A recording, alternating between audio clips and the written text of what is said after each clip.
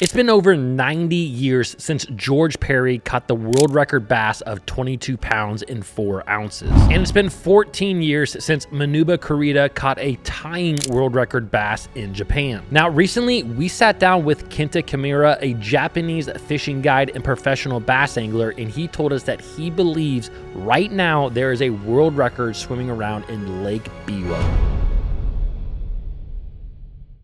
Do you think that there is another world record swimming in Biwa right now?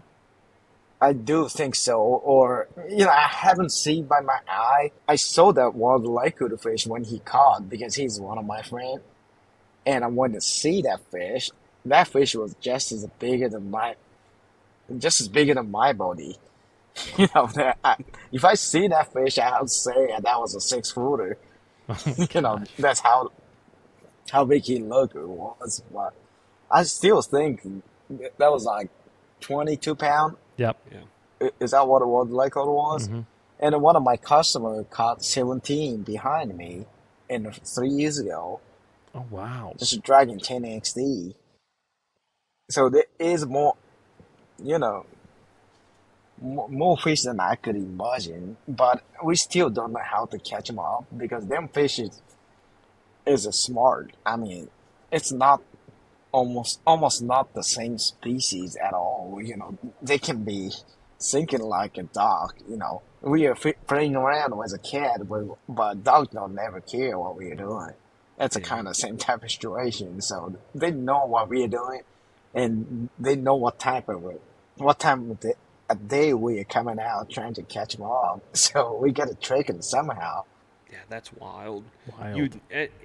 But it makes sense though if the largemouth bass population is becoming smaller and smaller in Lake Biwa, the bass that are in there have the capability to grow larger just because of a less demand on the food source. And what other species of fish are in Lake Biwa? We do have some own catfish species and a lot of our own species over there. But what makes the like Biwa fish so big was, in my opinion, that was used to be a bluegill, but now a lot of them wildlife or the crayfish are chasing for the either carp or trout. So we have several species of that, and I really think that's why they're growing up so quick and big. Are the carp and the trout, are those naturally reproducing in the lake? Are there any stocking programs that they're utilizing? They do the both, especially the carp. They stalking and trying to, that's what commercial fishermen are catching. So that's a big, huge lake. So they can be producing, but they're also catching for eat. So they reproducing and stuff like that. That's crazy. The cool thing about that is that, like, if you look at a lot of the Californias, the West Coast, where for a time, like, everyone thought the West Coast was going to be where the next world record was, and that was in particularly like during the 90s, and that was because they started stocking the F1, which is a mix between a northern and a Florida fish. Like in the 70s, I believe. I think it was the 70s and the 80s.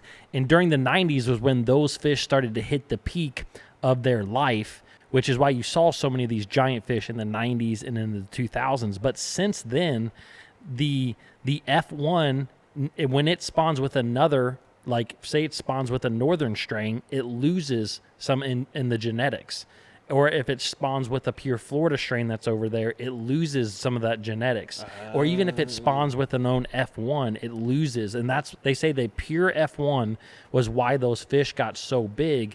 But you don't hear a lot about, 18, 17, 19 pounders coming out of California like you used to. But it's interesting that you talk about it here.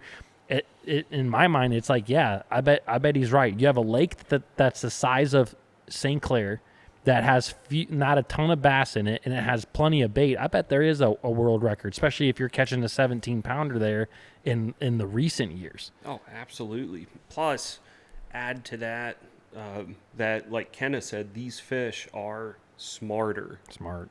way smarter than what the fish are here.